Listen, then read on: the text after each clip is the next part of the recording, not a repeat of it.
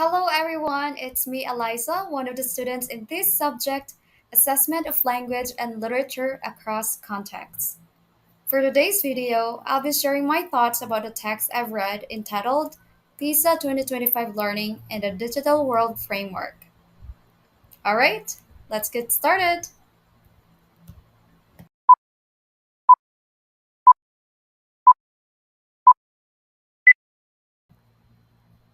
We can all agree that not all students will become software engineer or graduate in IT or computer science. But it's still important that Filipino students are prepared to take part in a workforce in which learning, problem solving, and accomplishing tasks will increasingly involve technology.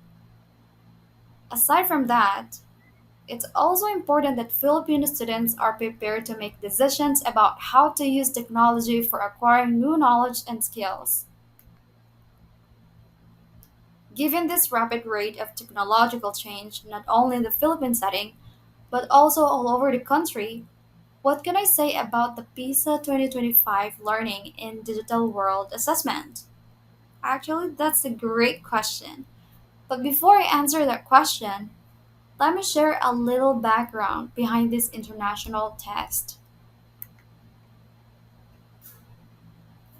Due to global COVID-19 pandemic which forced schools to transition to online learning, many countries have made large investments in digital education in recent years, such as laptops, tablets, computers, data connection, and others.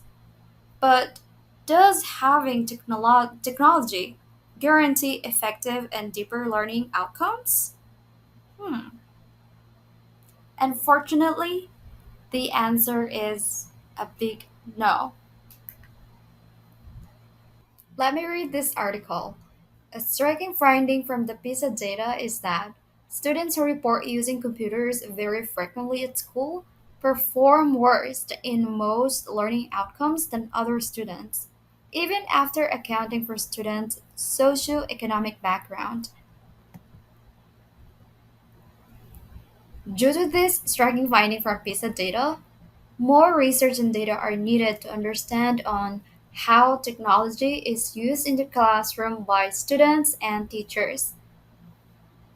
To gain more data, the Organization for Economic Cooperation and Development has made the PISA 2025 Learning in the Digital World Assessment. This assessment measures two competencies that are essential to learning with the use of technologies. The first one is computational problem solving.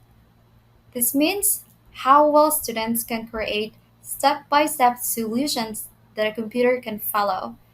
Think of it like giving clear instructions to a robot to complete a task. The second one is self regulated learning. This is about how well students manage their own learning. It looks at how they use digital tools like tutorials, examples, and feedback to solve problems and stay motivated.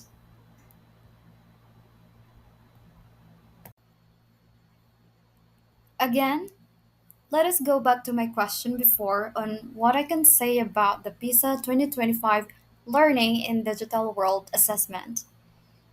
As a teacher, I totally support this valid and reliable international assessment.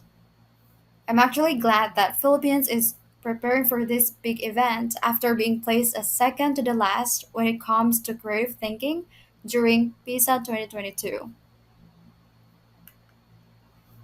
PISA in the Philippines is an assessment that measures 15-year-old Filipino students' performance alongside with the other countries.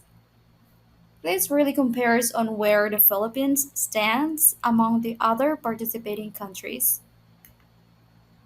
It really is an important assessment because it will provide invaluable insights into the strengths and weaknesses of our education system.